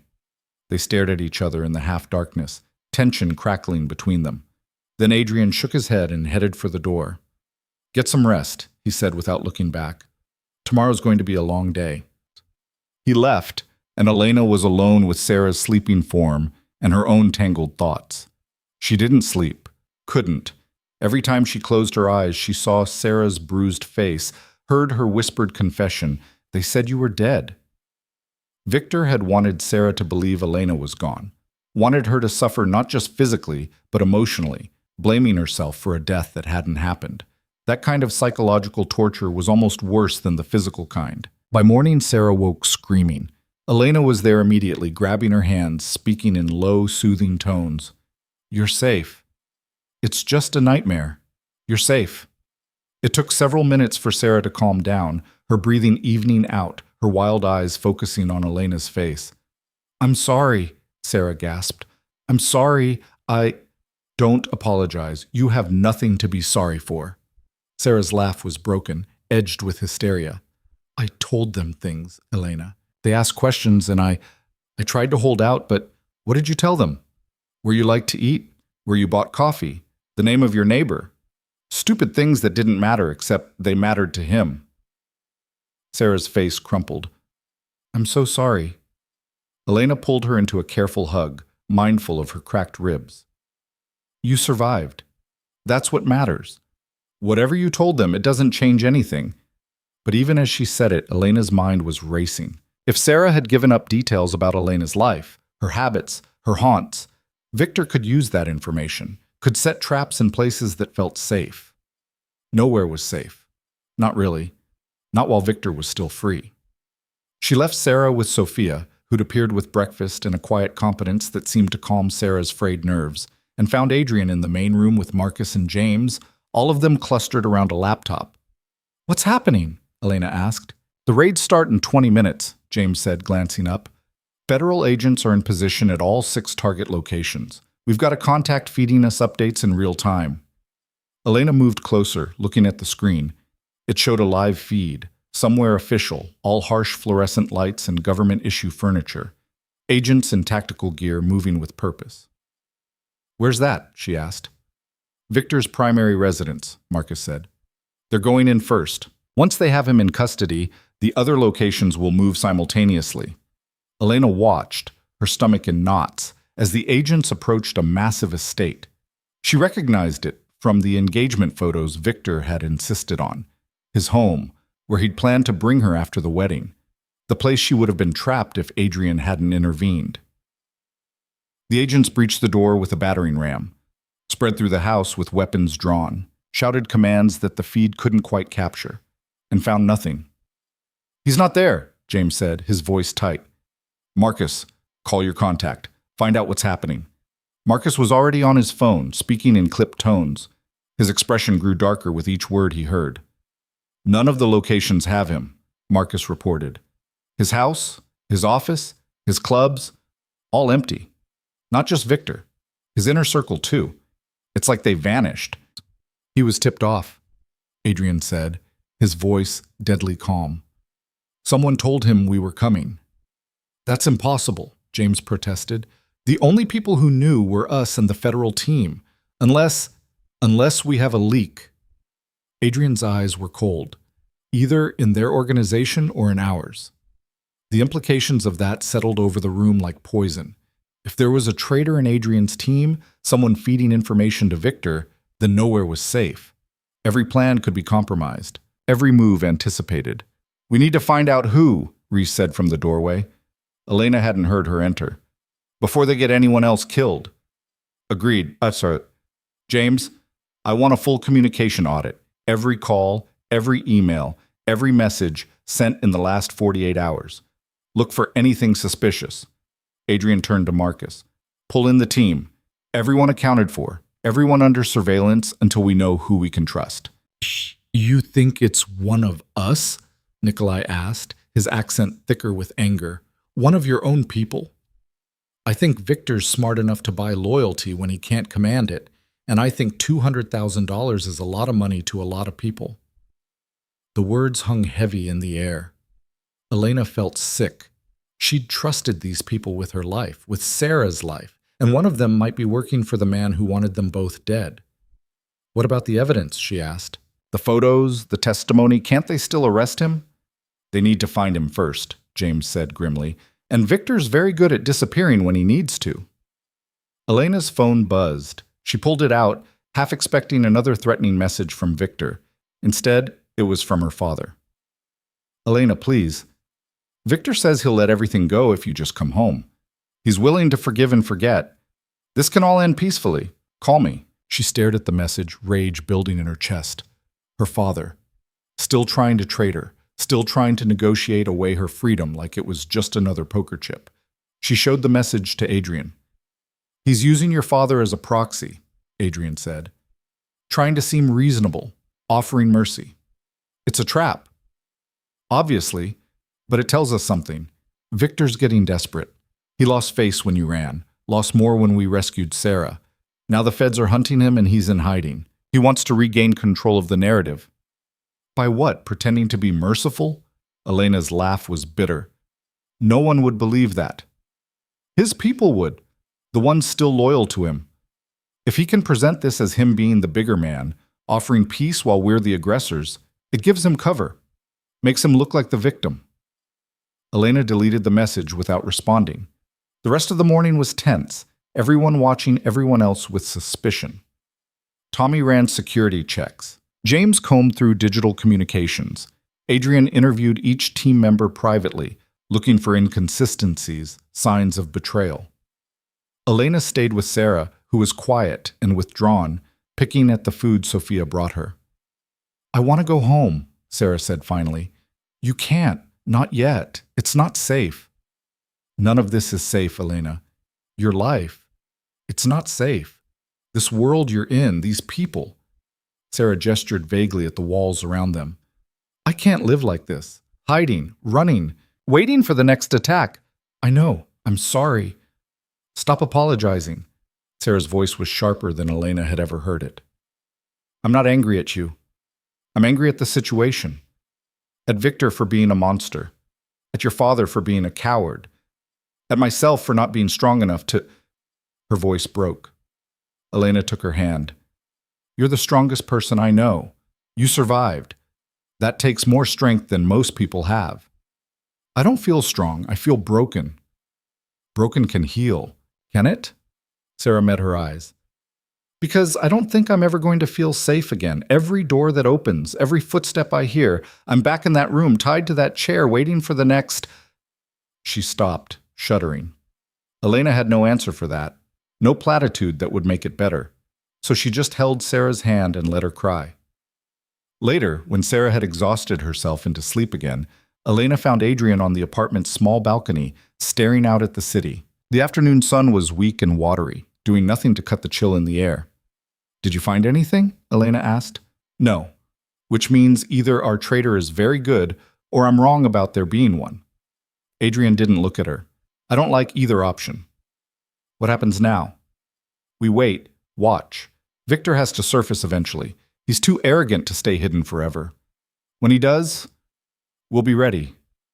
And in the meantime, we just sit here? We stay alive." Adrian finally turned to her. "I know it's not the dramatic confrontation you were probably hoping for, but survival is 90% patience and 10% action." "I wasn't hoping for anything dramatic," Elena said.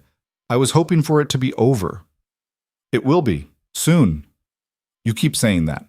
But every time we get close, he slips away. Every time we think we have him cornered, he's already 3 steps ahead." Elena wrapped her arms around herself. "What if he's always 3 steps ahead? What if we can never catch him?" "Then we change the game, stop chasing and make him come to us." "You mean use me as bait?" "I mean give him what he thinks he wants in a way that actually serves us." Elena studied his face, trying to read the calculation behind his eyes. "You have a plan." "The beginning of one." Adrian leaned against the railing. "Victor wants you. Wants to make an example, restore his reputation. What if we let him think he can have you?" "You want me to walk into his hands?" "I want him to think you're walking into his hands. Set up a meeting, public place, controlled environment. He thinks he's getting you back, but really we're getting him in the open where the feds can grab him." It was risky, insane even, but Elena couldn't see another option. "What if it goes wrong?" she asked. "Then I get you out, same as before." "You might not be able to this time." "I will," Adrian said, and the certainty in his voice should have been comforting. Instead, it scared her, because that kind of certainty meant he'd do anything, risk anything, to keep his word. And Elena was starting to realize that she didn't want him taking those risks. Not for her. When had that changed? When had Adrian stopped being just the man who'd grabbed her from the altar and started being more? "I need to think about it," Elena said. "Take your time. We've got until—" His phone rang, cutting him off. He answered, listened, his expression going hard. "When?" he asked. "Where? How many casualties?" Elena's blood went cold. Something had happened. Something bad. Adrian hung up. "Victor just hit one of my warehouses on the south side, burned it to the ground. 3 of my people were inside. They didn't make it out. Oh my God! He's escalating, trying to draw me out, make me angry enough to make mistakes. Adrian's voice was ice. It's working. What are you going to do? What I should have done from the start. End this. Adrian headed for the door. Stay here with Sarah. Don't leave for any reason. Marcus and Reese are staying as security. I'll be back when it's done. Adrian, wait! But he was already gone, taking Nikolai and James with him. Elena stood on the balcony, the weight of 3 new deaths pressing on her chest. 3 more people dead because of this war between Adrian and Victor.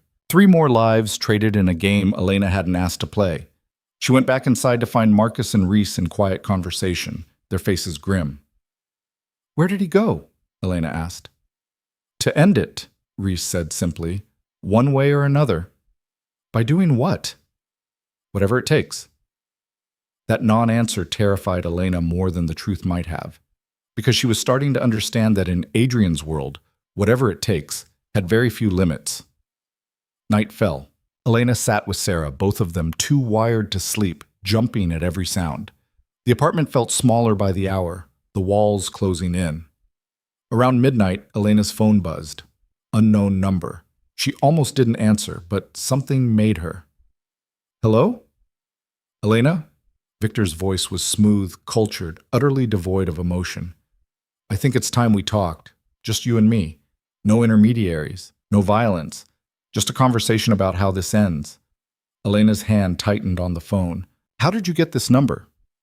I get everything I want eventually. You should know that by now. A pause. I'm sending you an address. Come alone. If you bring Adrian or any of his people, Sarah dies. If you don't show up in the next hour, Sarah's family dies, starting with her mother. Sarah's not with you anymore. I know, but her mother is still at home, isn't she? And her younger brother just started his sophomore year at Northern Illinois. It would be a shame if anything happened to them. Elena's blood turned to ice. You're bluffing. Am I? Want to test that theory? Victor's voice hardened. 1 hour, Elena. The address is on its way. Don't disappoint me. He hung up. A text arrived seconds later. An address in the financial district, a high-rise office building. Elena stared at the message, her mind racing. This was the trap Adrian had been worried about. Victor wouldn't just let her walk away after a conversation. He'd kill her, or worse. But if she didn't go, he'd go after Sarah's family. And Elena couldn't live with more blood on her hands. She looked toward the bedroom where Sarah slept, medicated and exhausted. Then at Marcus and Reese, who were watching security feeds, unaware of the ultimatum Elena had just received. She could tell them, should tell them, but they'd stop her from going, and then Sarah's family would die. Or she could do what Victor wanted, meet him, face whatever came next. Elena made her choice. She grabbed her coat, slipped the Glock into her waistband. Sophia had made her promise to keep it close, and headed for the door. Where are you going? Reese asked sharply. Bathroom, Elena lied. Can't sleep. But instead of the bathroom, she went out the front door, down the stairs, into the cold Chicago night, and toward whatever waited for her in that high-rise.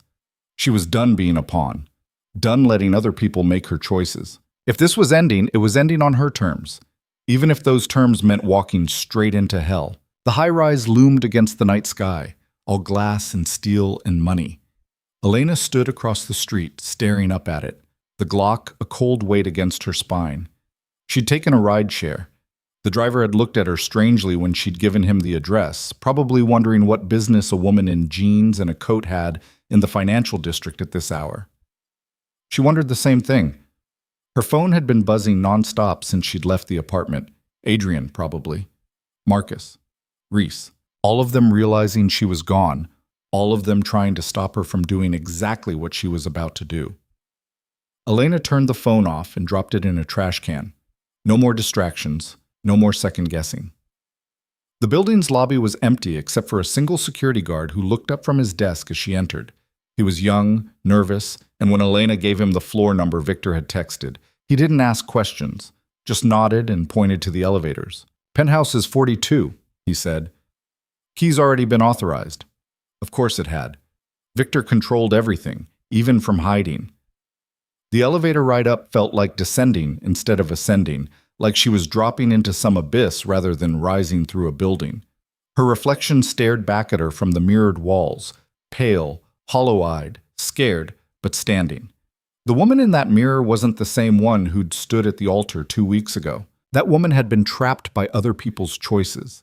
This woman was walking into danger by her own decision. There was power in that, even if the decision was probably going to get her killed. The elevator opened onto a reception area that was all dark wood and muted lighting, and standing in the center of it, hands in the pockets of an expensive suit, was Victor Drazi.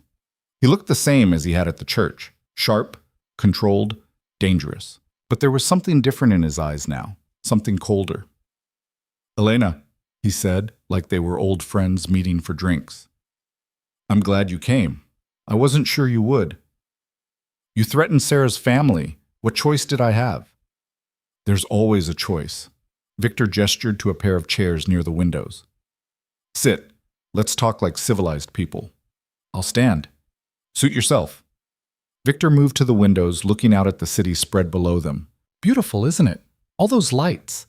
All those people living their small lives, completely unaware of how the real world works. Who actually pulls the strings? "Is that what you tell yourself?" Elena asked. "That you're somehow above everyone else? That your money and your violence make you important?" Victor's smile was thin. "My money and my violence make me free. Something you've never understood. You've spent your whole life being pushed around, by your father, by circumstance, by your own weakness. And then Adrian Vale crashed my wedding and you thought he was saving you, but he wasn't, was he? He was just trading one cage for another. Adrian's not you." "No, he's worse in some ways. At least I'm honest about what I am. Adrian pretends his hands are clean because he has principles, a code. But at the end of the day, we're the same. Men who take what we want and destroy anyone who gets in our way." Victor turned to face her. "The difference is, I would have given you everything. Security, luxury, protection. What has Adrian given you? Fear, running, a life in hiding?" "He gave me a choice," Elena said. "You never did that." "Choice." Victor said the word like it disgusted him. "You want to know what choice gets you? Sarah, tortured because you chose to run.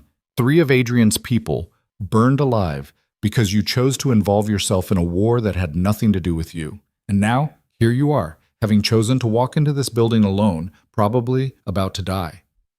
How's choice working out for you?" The words hit harder than Elena wanted to admit, because he was right about one thing. Her choices had led to consequences. People had suffered, people had died. But that didn't make Victor right. "You're the one who hurt Sarah," Elena said quietly. "You're the one who killed those people. My choices didn't do that. You did. Because you can't stand losing control.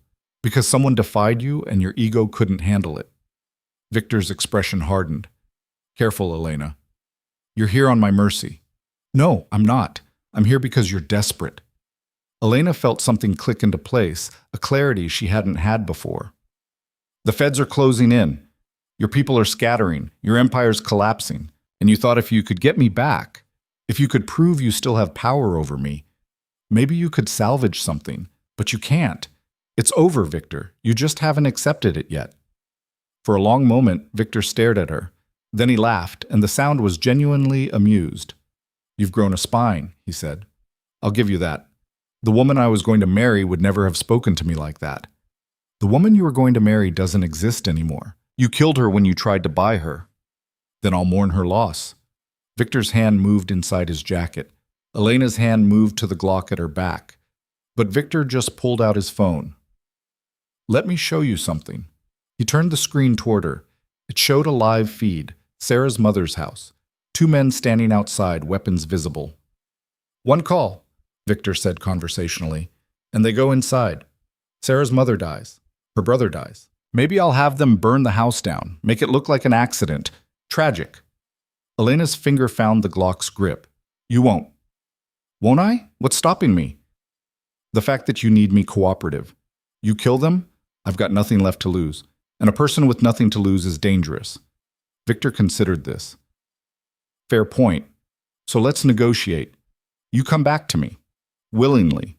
Publicly. We stage a reconciliation. You were confused, scared. Adrian manipulated you. We get married like we were supposed to. You play the dutiful wife, and I let Sarah and her family live. I even let Adrian live as long as he stays out of my business. You expect me to believe you'd honor that deal? I expect you to realize it's the best offer you're going to get. Victor pocketed his phone. Because the alternative is I start killing everyone you've ever cared about, one by one, until you beg me to take you back. And then I'll kill them anyway, just to teach you what happens when you embarrass me. Elena's hand tightened on the Glock. She could draw it. Shoot him. Maybe she'd hit him before his guards, wherever they were, cut her down. But that wouldn't save Sarah's family. Wouldn't stop the men at that house. I need proof they're safe first, Elena said. Call off your men. Let me verify Sarah's family is okay. Then we'll talk. Victor smiled. Smart, distrustful. I like this version of you better than the scared girl at the altar. He pulled out his phone again. But no, you don't get to set terms. You get to choose. Accept my offer now, or I make that call and you live with the consequences. The elevator behind Elena dinged. She spun, heart hammering, expecting Victor's guards. Instead, Adrian stepped out, followed by Marcus and Nikolai, all three of them armed.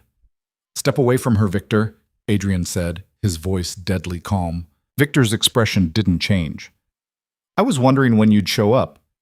Did you really think I wouldn't notice her phone going dark? That I wouldn't anticipate you following her? Did you really think I'd let her walk into a trap alone? Oh, this isn't a trap, Victor gestured around them. This is an ending. One way or another, this ends tonight. Agreed, Adrian said. He looked at Elena. Are you hurt? No, she managed. But he has people at Sarah's family's house. Had people, Marcus interjected. We pulled them 10 minutes ago. Sarah's mother and brother are in protective custody. Relief flooded through Elena, but Victor just laughed. Of course you did. Always so thorough, Adrian. It's almost admirable. Victor's hand went to his jacket again, and this time it came out with a gun. But thorough doesn't mean invincible. 3 more men emerged from the shadows of the reception area, guards Elena hadn't even noticed. They had weapons trained on Adrian and his people. Here's how this works, Victor said. You all put down your guns, very slowly, or we find out who's faster. There are federal agents in this building, Adrian said. 3 floors down, waiting for my signal. You fire that weapon, they come up here, and you're done. Bluffing, Victor said. If the feds were here, you wouldn't have come up alone. You'd have let them handle it. I'm not bluffing. Adrian's expression was stone. This was always the plan. Draw you out, get you somewhere contained, let the law handle you. For the first time, uncertainty flickered across Victor's face. You're lying. Am I? Adrian pulled out his phone with his free hand. 1 button, that's all it takes. Then why haven't you pressed it? Because I wanted to give Elena closure. A chance to face you on her terms, not theirs. Adrian's eyes met Elena's. But if you'd rather do this the hard way, I'm fine with that too. Victor's gun swung toward Elena. She's the one I want. The rest of you can leave, but she stays. No, Adrian said simply. Then she dies right now. The shot came from Elena. She'd drawn the Glock without thinking, muscle memory from Sophia's training taking over. The bullet hit Victor's shoulder, spinning him around, his gun clattering to the floor. His guards reacted immediately, but so did Adrian's people. The reception area erupted into chaos, gunfire, shouting, bodies moving in lethal choreography. Elena dropped to the floor, hands over her head, her ears ringing from the enclosed space, amplifying every shot. She'd fired a gun, actually fired at a person. The reality of it was trying to sink in, but there was no time for processing. Someone grabbed her arm, Marcus, pulling her toward cover behind a desk. Stay down! Through the gaps in the desk, Elena could see Victor on the floor, clutching his shoulder, blood seeping through his fingers. His guards were down, 1 unconscious, 2 dead, the 3rd surrendering with his hands up. Adrian stood over Victor, his gun trained on the man who'd tried to own Elena. It's over, Adrian said. Victor laughed, even through the pain. You think this ends me? I have lawyers, judges on my payroll. I'll be out in a year, maybe less. And when I am, you won't be. Adrian pulled out his phone and pressed a button. Federal agents, 42nd floor. We have Victor Drazi in custody. Armed guards neutralized. 1 civilian safe. Sirens immediately started wailing, distant but getting closer. Victor's face went pale. You actually did it. You actually brought the feds. I told you I wasn't bluffing. Adrian knelt beside him. And those lawyers you mentioned? They're going to have a hard time defending you against arms trafficking, conspiracy, kidnapping, attempted murder, and the half-dozen other charges they're filing. Especially when the evidence includes photographs, testimony from your former associates, and financial records showing every dirty deal you've made in the last 5 years. You bastard, Victor hissed. Maybe, but I'm a bastard who keeps his promises. Adrian stood as the elevator dinged again. Federal agents this time, a dozen of them, flooding into the reception area with weapons drawn. They secured Victor, read him his rights, called for medical assistance for his shoulder. Through it all, Victor kept his eyes on Elena, hatred burning in their depths. This isn't over, he said as they lifted him to his feet. I'll find a way. I always do. But his voice lacked conviction. He knew the truth, even if he wouldn't admit it. He'd lost. One of the agents approached Elena, a woman in her 40s with kind eyes and an ID badge that read Special Agent Chen. Ms. Cross, I'm going to need you to come with us. We have some questions. Is she under arrest? Adrian asked immediately. No, she's a witness and possibly a victim depending on what we find in our investigation. Agent Chen offered Elena a hand up. We'll take your statement, make sure you're safe, get you medical attention if needed. Elena took her hand and stood, her legs shaking. What about Sarah? Her family? Already in protective custody, like your friend said. They're safe. The relief was almost painful. Elena nodded, not trusting her voice. As the agents led Victor away, he looked back one last time. You think you won, he said to Elena, but you didn't. You just traded one owner for another. Adrian Vale doesn't let go of his possessions either.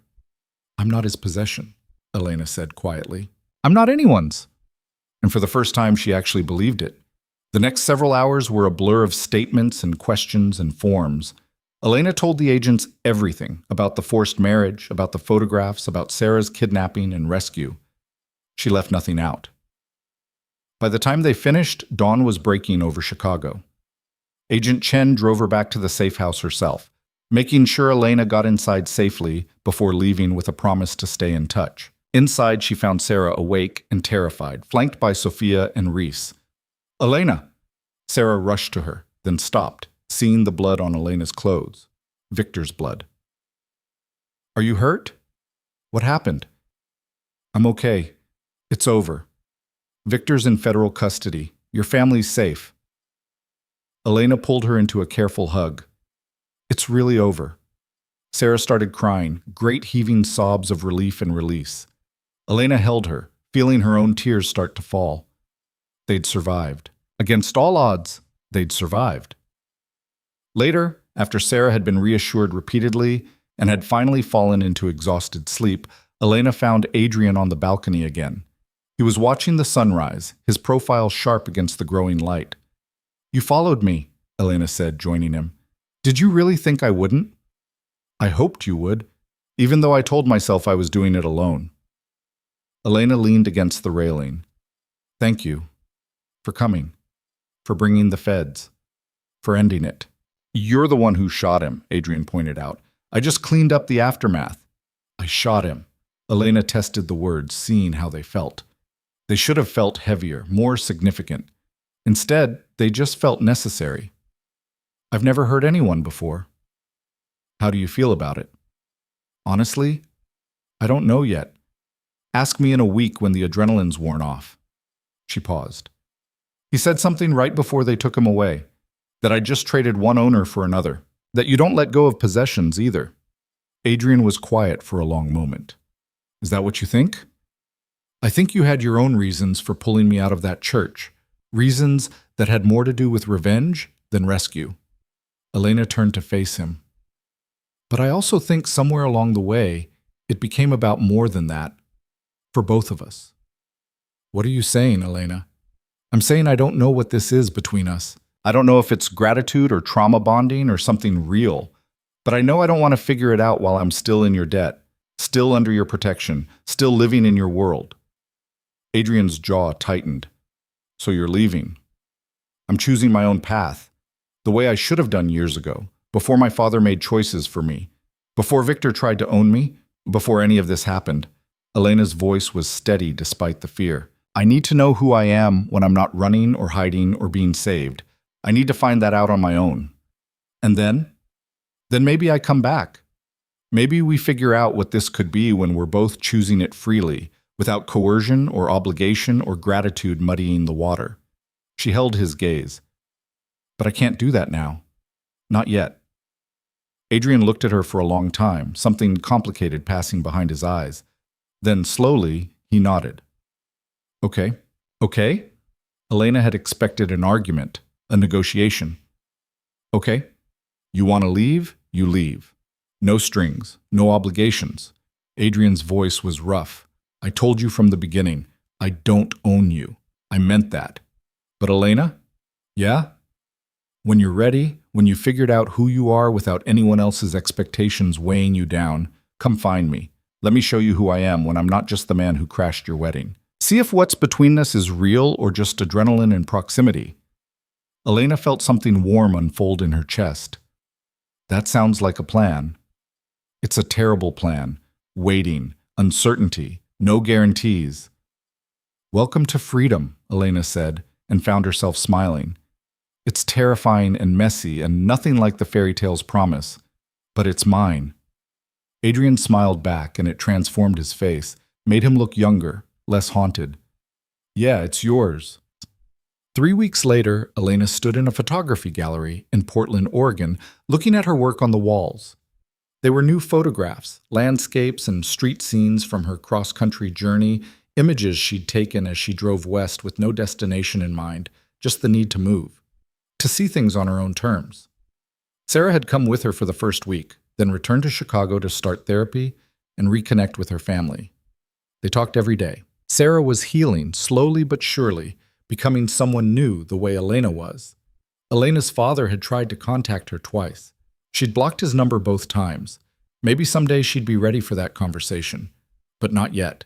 Not while she was still building herself into someone who wouldn't let him guilt her into silence. The gallery owner approached, smiling. We've already had 3 inquiries about purchasing prints. I think this collection is going to do very well. Elena thanked her, feeling pride mixed with disbelief. She was supporting herself with her art, living alone in a small apartment with a window that faced the mountains, making choices based on what she wanted, not what she owed. It was terrifying. It was lonely sometimes. It was the most alive she'd ever felt. Her phone buzzed. A message from an unknown number, but she knew who it was before she even opened it. Saw the announcement about your show. Congratulations. Proud of you. Just that. No demands, no request to come back. Just acknowledgement. Elena smiled and typed back, "Thank you. How are you?" The response came quickly. Different, better, maybe. Harder to tell without you here as a measuring stick. You turning philosophical on me? You bring it out in me. Or maybe I'm just getting old. Elena laughed out loud, drawing looks from the other gallery visitors. She typed, "I miss you." The truth of it surprised her. She'd spent 3 weeks determinedly not thinking about Adrian, about what they might have been or could still be. But now, with distance and clarity, she could admit it. She missed him. His response took longer this time. "Miss you too, but take your time. I'm not going anywhere." "Promise?" "Promise. Besides, I've got patience. 90% of survival, remember?" Elena remembered everything. The church, the mansion, the warehouse rescue, that last sunrise on the balcony, remembered the man who'd given her a choice when no one else would. She didn't know when she'd be ready to go back, to see if what they'd found in the chaos could exist in the calm. But she knew she would eventually, because the woman she was becoming wanted to choose her own future. And maybe, just maybe, that future included the dangerous man who'd become her safest place. But first, she had to finish becoming. Elena put her phone away and turned back to her photographs, to the evidence of her journey, her choices, her freedom. Outside the gallery, rain started to fall on Portland's streets, washing everything clean. And Elena Cross stood in the middle of her own life, finally, completely, undeniably her own. The ending wasn't perfect. It wasn't tied up with neat ribbons and guarantees, but it was hers, and that was enough.